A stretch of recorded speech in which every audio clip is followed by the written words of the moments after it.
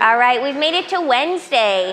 We have been working on our posterior chain strength on Wednesdays with some stagger stance Romanian deadlifts, as well as some good mornings. This week we're going back to those good mornings with a staggered stance. We're gonna go every 2 minutes for 10 minutes, so 5 sets of 8 stagger stance good mornings per side. So the bar is gonna start on your back. You're gonna take a small step forward. In this stance, my front heel should be almost in line with my front toe. So we're not taking like a huge step. It's pretty small here. You're gonna unlock the back knee, but your front leg stays completely straight, okay? From here, you're gonna hinge forward and push your butt back as far as you can. You should feel a nice big stretch in this front hamstring. Push it back, stand it up all the way. Only going as far as you can with a nice flat back. Once you get to 8, you're gonna switch your feet. You've got 8 more on the other side, all right? Rest the rest of the 2 minutes. If you can build in weight, if your form allows, go for it. If you wanna stick with the same weight across, that's cool too. Okay, we've made it to conditioning. Today we have a 16-minute AMRAP. We're gonna get some running in. Okay, we're starting with a 400-meter run. When you get back in, you've got 20 Russian swings with your kettlebell, and then we've got 8 Turkish Get-Ups. So super fun movement. We'll get to that in just a second. So 400-meter run, you get back in. We're working on these Russian swings. Again, another posterior chain movement, so back is nice and flat. Those hamstrings are engaged. You're gonna swing, try and hit your butt with the kettlebell, and then we're just coming up to eye level, making sure our arms are nice and relaxed, okay? Like ropes.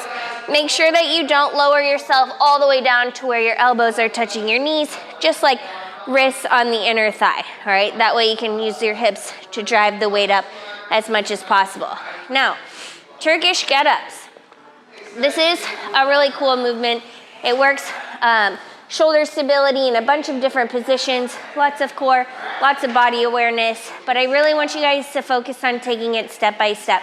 This is technically not a move that we do for time, okay? So we should be able to see every step of the movement. So we are gonna do this with a kettlebell when we do the workout, but one of my favorite drills, warm-up drills, is to make you try this with your shoe to see if you have the control that it takes to complete the movement. So we're gonna put our right hand in a fist, balance the shoe on our right knee stays, left leg, left arm out to the side. From here, you're gonna drive through your right heel and roll over to your left forearm. Driving up through the shoulder, keeping an eye on your shoe the whole time. From there, you're gonna come up to your hand, push your hips up to the ceiling, slide your straight leg through into a lunge, making sure your knee is directly under your hip. From here, you're gonna sit up in your lunge, rotate your bicep to your ear, but I'm still looking up at that shoe. Then I'm gonna stand it up all the way. Then we have to reverse it back down. My left leg is gonna go back in that lunge. And instead of reaching back towards my heel, I'm gonna kick my hip back to the side. Make sure my hand touches somewhere between my front foot and my knee. So we're making a nice column of power, good base of support here. You can adjust your front foot as needed.